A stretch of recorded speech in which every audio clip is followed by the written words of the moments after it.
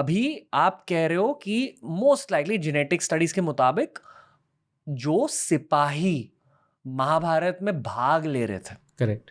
अगर आप एक 2025 के नजरिए से उन्हीं सिपाही को स्टडी करें तो सीरियन नेशनैलिटी भी होगी, इंडोनेशियन नेशनैलिटी भी होगी, करेक्ट। रशियन नहीं, उसका क्लियर वर्णन भी आता है कि जो ऊपर की जो हद है ना, जो बॉर्डर है ना, वो उत्तरा कुरु उत्तरा मद्र यानी कि 40 लैटिट्यूड अलामाटी यानी कि वो किर्गिस्तान वगैरह जो जगह है ना, कजाकिस्तान से भी नीचे वहाँ तक।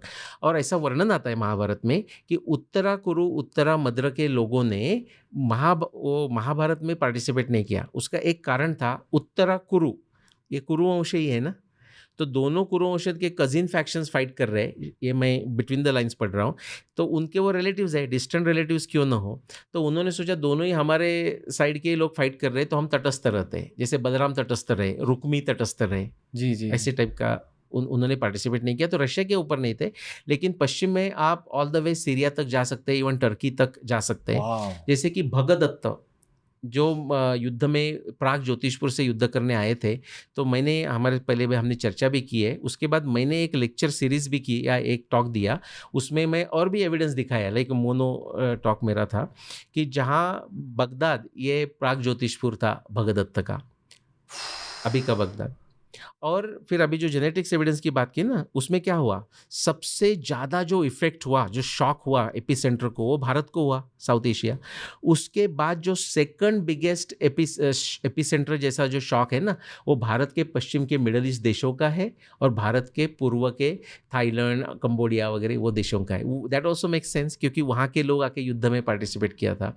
ऑन दी अदर हैंड, ये जो बॉटलनेक हुआ 7500 ईयर्स अगो, उसमें साइबेरिया, आपने रशिया पूछा, साइबेरिया के लोगों को कुछ फर्क पड़ा नहीं है, अफ्रीका के लोगों को फर्क पड़ा नहीं है, दक्षिण अमेरिका के लोगों को फर्क पड़ा नहीं है, ओशनिया लाइक पॉलिनेशिया के लोगों को फर्क पड़ा नहीं है, क्योंकि वो लोगों ने पार्टिसिपेट ही नहीं किया। इतना कंसिस्टेंट डेटा है मोनिका कर्मिन का।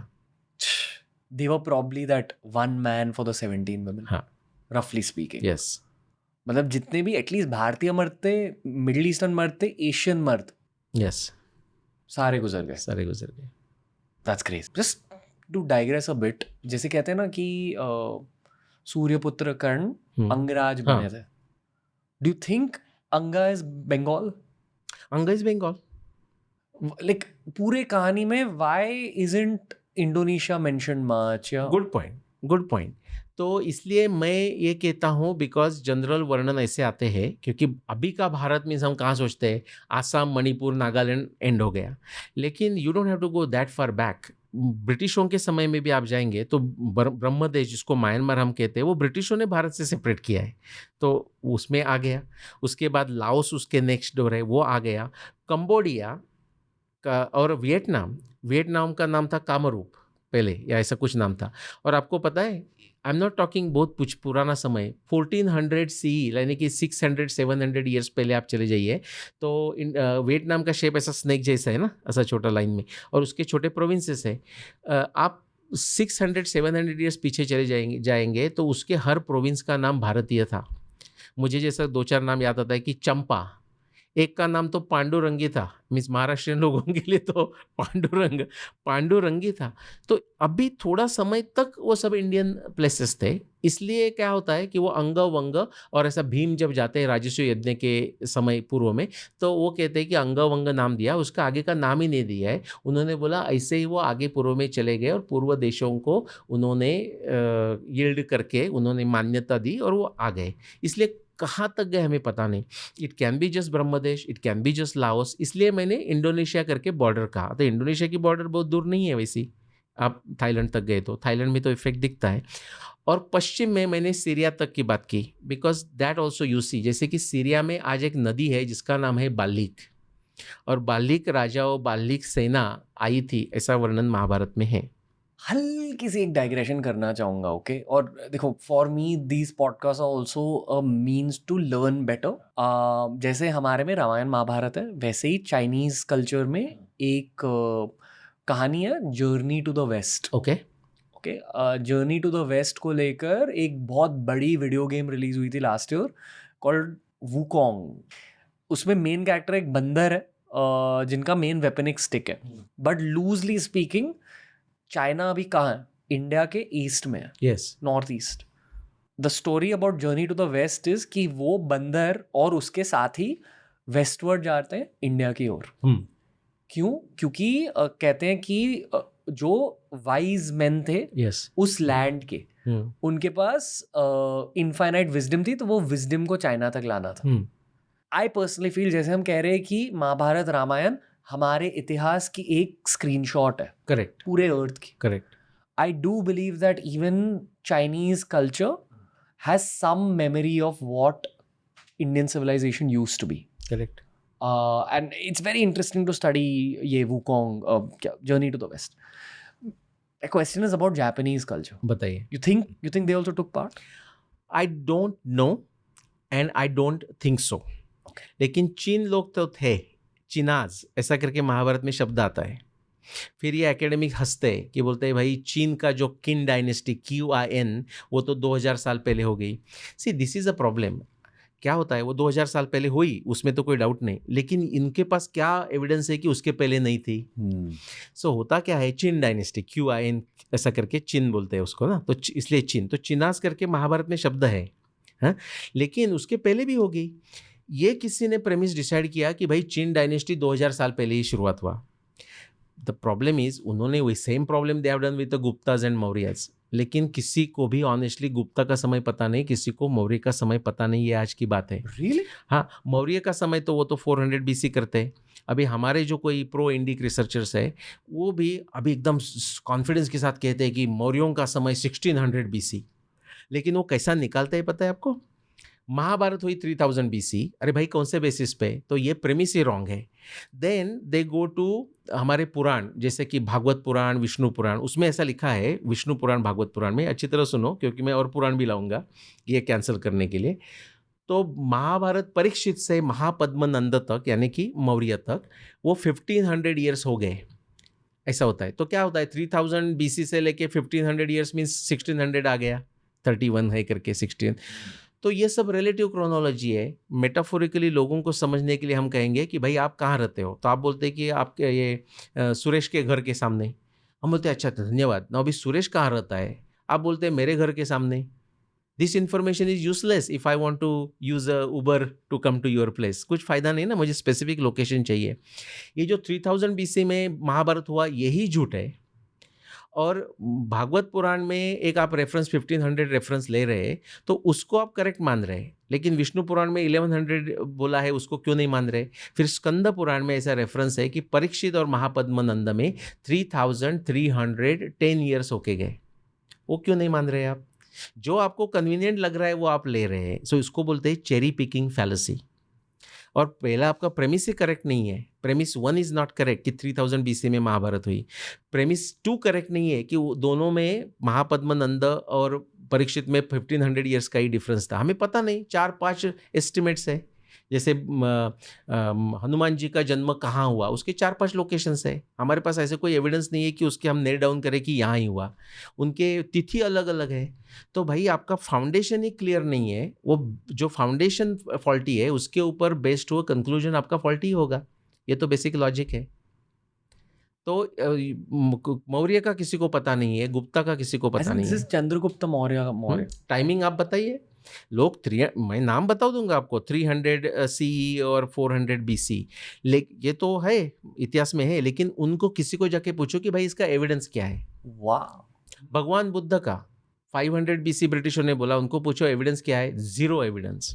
सो वेरी लाइकली बुद्धिस्ट समाज भी बहुत ज्यादा प्राचीन पीछे है। हाँ, अभी जो एस्टिमेट किया है वो कैसे एस्टिमेट किया है मुझे पता नहीं। 1800 BC बुद्ध का समय निकाला है, 1800 BC। या एंड ओके, बिकॉज ये ब्रिटिशों ने तो क्या 4000 BC के बाद ही उनको सब कुछ कंप्रेस करना है ना। तो जो भी भारतीय हिस्ट्री हमें किताबों में सिखाई जा रही है, एक थोड़ा पिंच ऑफ सॉल्ट लेना चाहिए। Okay, this is the first time in my life I've heard someone challenging Chandragupta Maurya's era and Ashoka's era. Yes, challenge ऐसा हमें करना चाहिए कि भाई आप कौन सा डेट बोल रहे हैं। जो कोई एक्सपर्ट होगा वो कहेगा, समझ लो गुप्ता का 300 CE या 400 CE, thank you very much. अभी आपने ये कैसा निकाला? तो आपको आश्चर्य होगा कि फिर उसने कहा, अरे भाई मैक्स मुलर ने तो पहले ही कहा है, और कोई नाम देंगे, हमारे यहाँ का भी कोई नाम देंगे, हमारे कोई इंडियन साइंटिस्ट का रिसर्चर का नाम देंगे, फिर उनको जाके पूछो कि भाई उन्होंने कहाँ लिखा है और कैसा निकाला, यू विल टोटली गो बर्सर। मेरे ख्याल से महाराजा अशोक को लेकर पिलर्स पर कुछ इंस्क्रिप्शन है, दिस इज व्हाट आई लेकिन रिमेंबर। समय नहीं मिलता उससे भी क्लियर समय नहीं है, तो अशोक का ये विवाद ही नहीं होता था। अशोक का समय कहाँ है, अशोक होके गया उतना हम बोल सकते एज हैं। इन यू कांट अज्यूम कि महाराजा अशोक ने खुद वो पिलर्स बनाए थे, शायद उनकी कहानी भी हो सकती हाँ, थी। तब भी एग्जैक्टली डेट दी है कि नहीं पता नहीं। ओके, सपोज शक बोला तो भी प्रश्न होता है कि कौन सा शक। Wow, okay. ऐसा है कि ईयर 1722, तो कौन सा भाई, विक्रम संवत, शालिवान संवत, ग्रिगोरियन कैलेंडर या जूलियन कैलेंडर, या युधिष्ठिर शक। आई होप कि भारत के एजुकेशन मिनिस्टर ये वाला एपिसोड देख रहे हैं। होपफुली देखेंगे। और दूसरी है, इसीलिए ये कंफ्यूजन निकालने के लिए लाइक्स ऑफ व्यासदेव या वाल्मीकि ने कैसा कहा, जो मैंने आपको कहा महाभारत का, वही दूसरे भाषा में वो कैसा कहेंगे। उन्होंने कहा इसलिए उसमें चंचलता, वेरिएशन हो ही नहीं सकता। उन्होंने कहा महाभारत कब हुआ, उन्होंने कहा महाभारत तब हुआ जब आकाश में अरुंधति वशिष्ठ के आगे जाती हुई दिखती थी। महाभारत कब हुआ, जहाँ भीष्माचार्य 10वें दिन गिरने के बाद 95 डेज से ज़्यादा समय उत्तरायण की राह देख रहे थे, और जो 10वें दिन में गिरे वो मार्गशीर्ष का महीना था। आज मार्गशीर्ष का महीना दिसंबर में उत्तरायण में आता है, तो 3.5 to 4 मंथ्स का शिफ्ट हुआ है। एस्ट्रोनॉमी हमें बताती है इसके कारण ही कि 2000 साल में एक हमारा जो चांद्रमास है वो सीजन के साथ शिफ्ट होता है, तो 3 महीने शिफ्ट होने के लिए 6000 ईयर्स लगेंगे, 6000 ईयर्स लगेंगे। 4 मंथ का शिफ्ट होने के लिए 8000 साल लगेंगे। उसके बीच में कहाँ तो महाभारत हुआ, बिटवीन 6000 एंड 8000 ईयर्स। ऐसा समय में हुआ कि जहाँ मंगल ग्रह चित्रा और स्वाति के बीच में रेट्रोग्रेड जा रहा था। ध्रुवम प्रज्वलितम घोरम अपसव्य प्रवर्तते चित्रा स्वात्यंतरे चैव दिष्टित पुरुष ग्रह। ये जैसा आप शब्द कोड मराठी में कहते हैं क्रॉसवर्ड पजल, उसका एक ही उत्तर रहता है ना, वो क्रॉसवर्ड पजल का। This is how Vyasdev has created the puzzle. Vyasdev ने ऐसा बनाया है ये पजल, और ये मैं नहीं कह रहा हूँ। आप कह सकते हैं कि भाई ये आपकी कल्पना है, मेरी कल्पना नहीं है। महाभारत में वैशंपायन, रोमहर्षण सौती कह रहे कि ये ग्रंथ जो बनाया गया वो कैसा बनाया है। ग्रंथम ग्रंथि तदा चक्रे मुनिर्गूढ़म कुतूहलात्, ये डेलिबरेटली कुतूहल जैसे क्यूरियस गोष्ठी से बनाया है। उसमें मिस्टीरियस चीज़ों है, बहुत सारे बातें हैं। और ग्रंथम ग्रंथि यानी कि डेलिबरेटली नॉट्स, जैसे हम क्लूज डेलिबरेटली टफ क्लूज दिए रहते हैं ना, ऐसे क्लूज से बनाया हुआ है। If you can untie the knot, you will know Mahabharata का secret. For sake of better understanding, Harappa Mohenjodaro की बात करी हमने, रफली some things are dated back to 2500 BC, even 7000 BC तक। हाँ, मीन्स महाभारत के साथ ओवरलैप होता है, राखी गढ़ी ओवरलैप वगैरह। था। हाँ, जिन शस्त्रों के बारे में बात हुई है महाभारत में, its equivalent of like atom bombs, napalm, ये वो, ठीक है। आउटकम में तो ऐसे ही डिस्क्रिप्शंस है, आउटकम उसके। हाँ, नारायणास्त्र, ब्रह्मशीर अस्त्र। वो टेक्नोलॉजी नष्ट कैसे हुई? What? Great question, great answer ये है कि पता नहीं, वी डोंट नो। हाँ, we just don't. That's one question mark. Many questions. Actually क्या होता है, when you do revolutionary work ना, तो P1 उसका फॉर्मूला है जो tetradic schema, P1 TT EE P2। P1 problem 1, TT is a tentative theory यानी कि hypothesis, EE is error elimination, जैसा मैं दिखाया ना आपको अरुंधति वशिष्ठ का मूव किया, ऐसा एरर एलिमिनेशन। वो जब फिनिश हो जाता है, सक्सेस हो जाता है, तो हमें और कठिन प्रॉब्लम सामने आते हैं, जैसे कि शस्त्र अस्त्रों को क्या हुआ, बहुत सारे जो उसमें डिस्क्रिप्शंस है उसका क्या हुआ, ये एस्ट्रोनॉमी का इतना डेवलपमेंट कैसा हुआ था, उन्होंने कौन से इंस्ट्रूमेंट से ये मेजर किया, हमें पता नहीं। जैसे कि लैटिट्यूड्स नक्षत्रों की जो मेजर की है सूर्य सिद्धांत में है, वो 10,000 साल पहले मेजर की है, ऐसा हम प्रूव कर सकते हैं। तो लोग पूछते हैं कि अरे लेकिन 10,000 साल पहले इंस्ट्रूमेंट्स कहाँ थी, उसका उत्तर है हमें डोंट नो, पर इंस्ट्रूमेंट्स होनी चाहिए, कुछ तो टेक्नोलॉजी होनी चाहिए, नहीं तो वो मेजर ही नहीं कर सकते। वो तो प्रूफ है, वो तो कोई क्वेश्चन ही नहीं है। तो इसके लिए विज्ञान बुद्धि समझना जरूरी है, तर्कशास्त्र समझना जरूरी है। मैं आपको बता दूं कि बहुत सारे हमारे जो एकदम फंडामेंटल इंस्टीट्यूट्स हैं ना भारत में, Tata institute of fundamental research और भी बहुत सारे हैं, IITs में आपको समझ में आएगा। मैं एक एग्जांपल बताता हूँ। जैन यूनिवर्सिटी में बेंगलोर में मुझे बुलाया था, सम 200 फैकल्टी, मीन्स बाकी सब पीएचडी थे, सिर्फ मैं ही पीएचडी नहीं था, और मैं उनको एक आधा दिन लेक्चर दिया इंडियन नॉलेज सिस्टम पे। तो मैं बोलते बोलते ये कहा कि विश्व में जो साइंस डिग्री वाले लोग हैं, स्टेम वाले समझ लो, साइंस, इंजीनियरिंग, मैथ, मेडिकल वाले, उसमें से साइंस की डिग्री तो हमारे पास है, लेकिन उसमें से मैं ये कहना चाहता हूँ, आई वांट टू असर्ट कि 90% से ज़्यादा लोगों को एक्चुअली मेथड ऑफ साइंस क्या है वो समझ में नहीं आती। तो मैं आपको बता दूं, आपको भी अच्छा लगेगा कि 250 जो पीएचडी लोग, प्रोफेसर मेरे सामने बैठे, प्रैक्टिकली हर एक ने मान हिलाई कि हाँ sir, I agree with you. फिर मैं ह्यूमरसली उनको कहा कि जो रिमेनिंग 10% जिनको समझ में आता है उसमें आप सब है। But this is a real thing. So privately आप एकेडमिक के साथ बात करोगे तो they agree with me.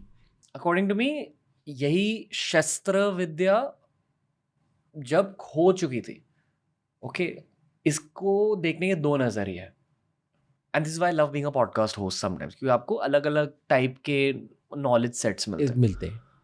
My first knowledge set of thinking is something called शास्त्र विद्या, हाँ, जो निहांग सिक्स ने रिटेन करके रखी, और वो खुद मानते हैं कि महाभारत में शास्त्र विद्या का ही इस्तेमाल हुआ था। करेक्ट, ठीक है, और शास्त्र विद्या में कुछ कुछ ऑकल्ट एलिमेंट्स भी है जो निहांग सिक्स सीक्रेट ही रखते हैं, और निहांग सिक्स इकलौते वो वंश है जिन्होंने शास्त्र विद्या को प्रिजर्व करके रखी है। करेक्ट। तो ये जो सवाल है ना कि वो वेपन्स का क्या हुआ, ब्रह्मास्त्र का क्या हुआ, Nihang six might have the answers. Secondly, जो आपने कहा कि महाभारत एक थोड़ी सी मेटाफोरिकल वे में लिखी गई है, डेफिनेटली, परहैप्स ये जो ब्रह्मास्त्र की बातें कर रहे हैं या जो भी शस्त्र अस्त्र की बातें कर रहे हैं, हल्के से this is also metaphorical, correct, and it might just be regular analogue weapons which are glorified. हाँ, करेक्ट, हो सकता है ना, एम्बेलिशमेंट, अलंकार जिसको हम कह सकते हैं।